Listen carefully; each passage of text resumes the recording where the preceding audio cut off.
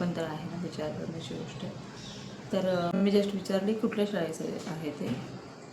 मग त्यांनी सांगितलं मला शाळेचं नाव, तुमची मी शाळा बोलते ना ती शाळा आहे ती. तर त्यांनी सांगितलं मला की मी फीज किती विचारलं आता ह्या वर्षी.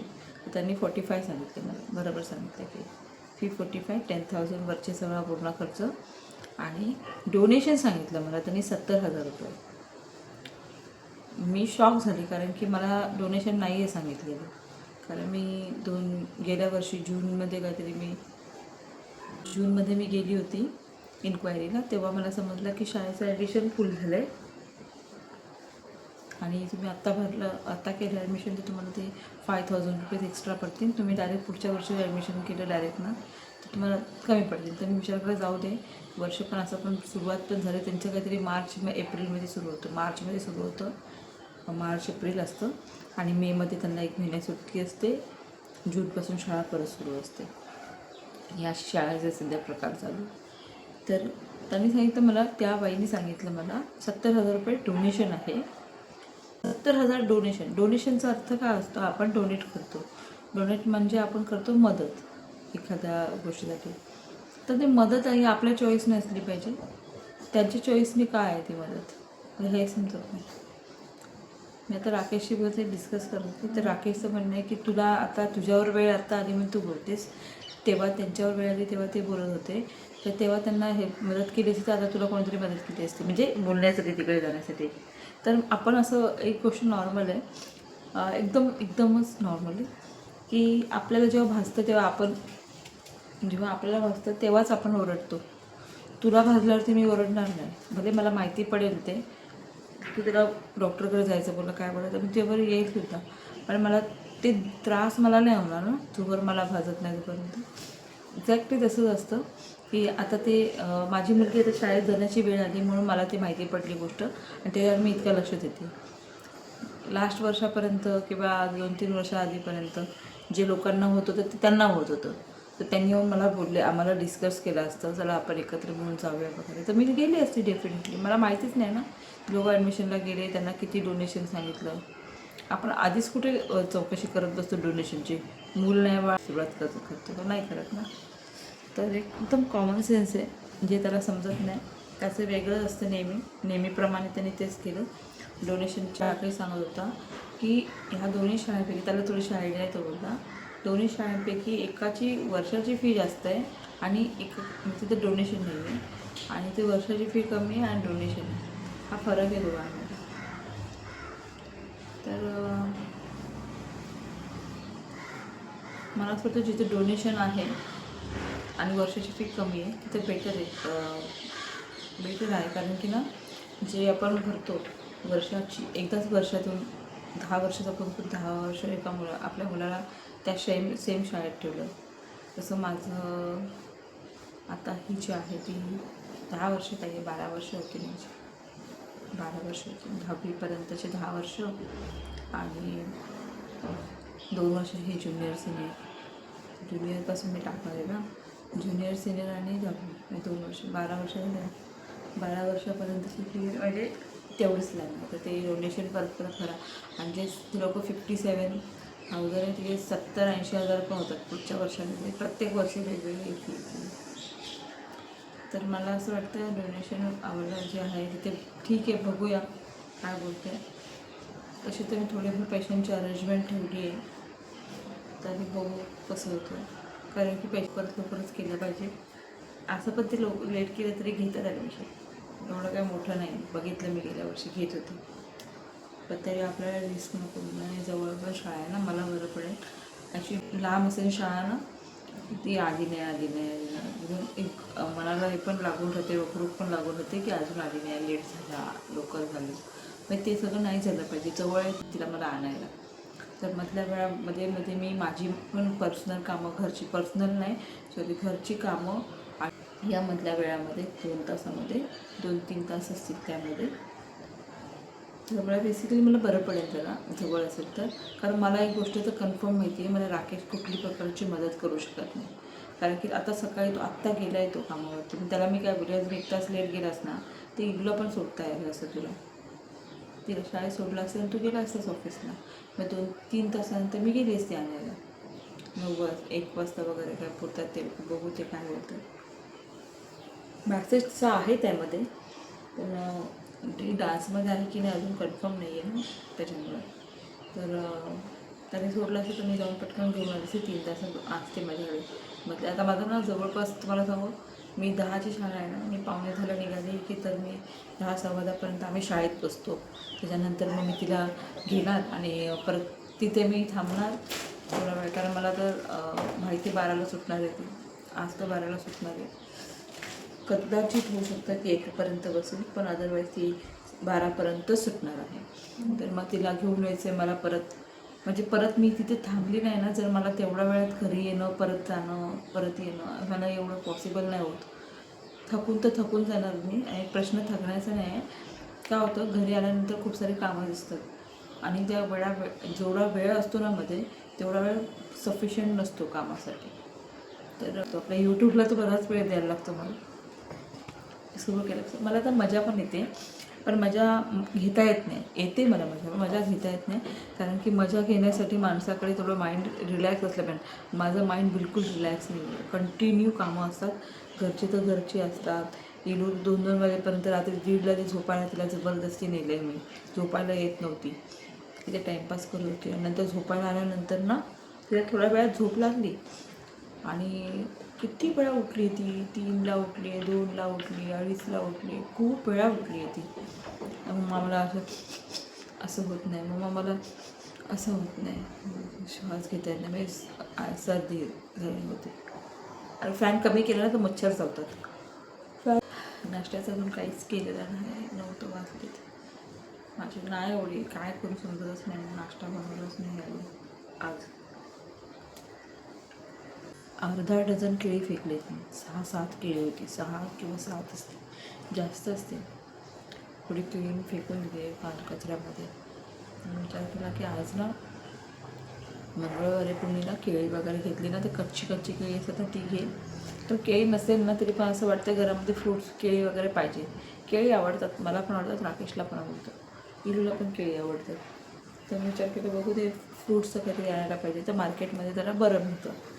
तर त्याच्यामुळे मार्केटमधून आज मंगळवार आहे, तर मार्केटमध्ये फ्रूट्स वगैरे काय भेटत आहेत तर बघून घे.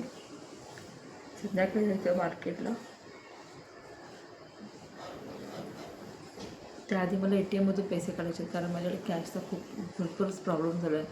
कॅशच नाही आहे माझ्याकडे, बिलकुल कॅश नाही आहे. 10-20 रुपये असेल कॅश. मी सगळं जीपेनीच करते मी किती दिवसांपासून. ते रॉंग आहे ॲक्च्युली, त्याने हिशोब राहत नाही. पण मी आता जाऊन पहिल्यांदा सामान बोलते ATMमधून पहिले जाऊन कॅश काढायला. आता तिला शाळेत सोडते, मग कॅश घेते, कॅश काढते थोडीशी. आणि मग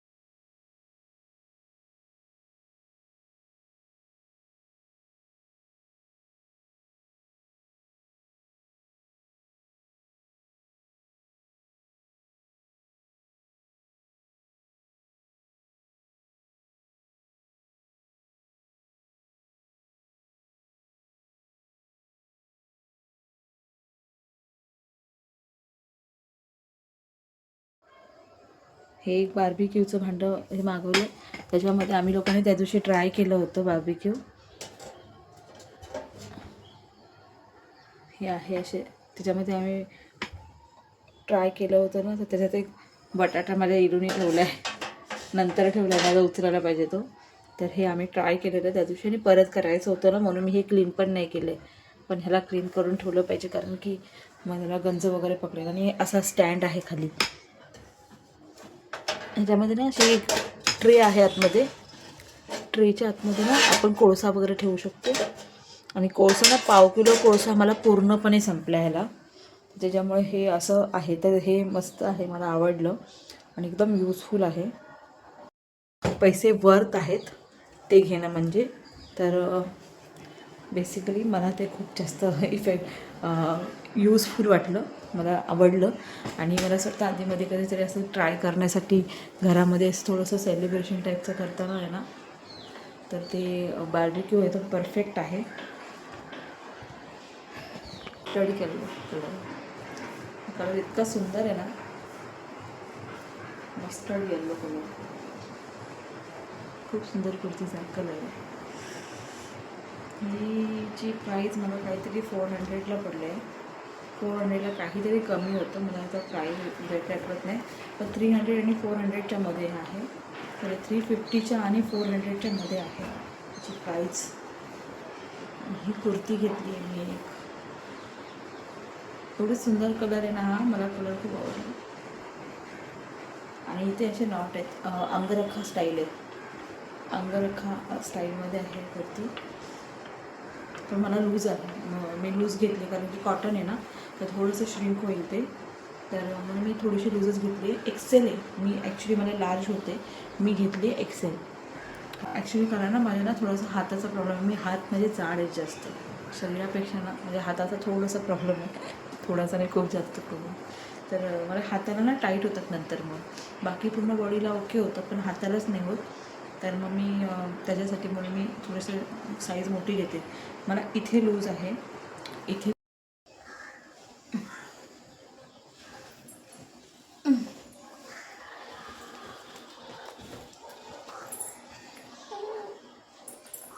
रे काय आहे ब्लॅक, गुन्नू इतका ब्लॅक ब्लॅक का दिसतोय? पटकन तयारी करून घेतो मी, आता आम्ही उठून आलोय. Say good morning. Goody goody goody good good morning, good good good good good morning. It's a sunny day. तर आता पटापट आम्ही आवरतो, आम्हाला स्कूलला लेट होतोय, आम्ही पटकन आवरतो आणि स्कूलला जातो, है ना? बरोबर ना? चला तर आम्ही पटकन आवरतो. Bye bye.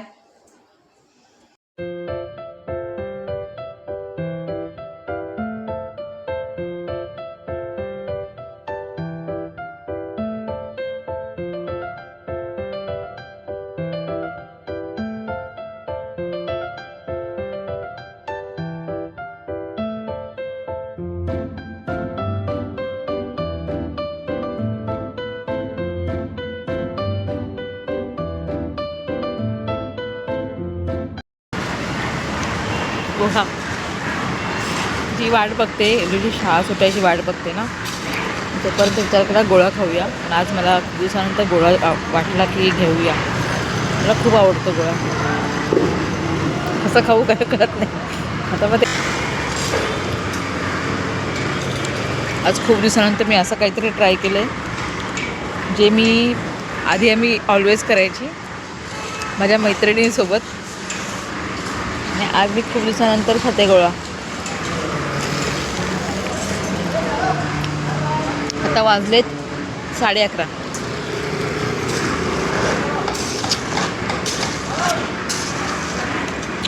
ती सुटणार आहे 12 वाजता. त्या 12 वाजता घेईल आणि निघेल.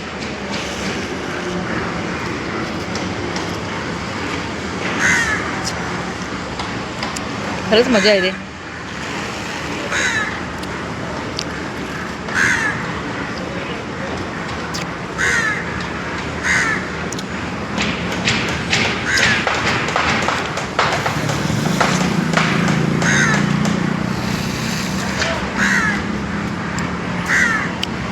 काला खट्टा,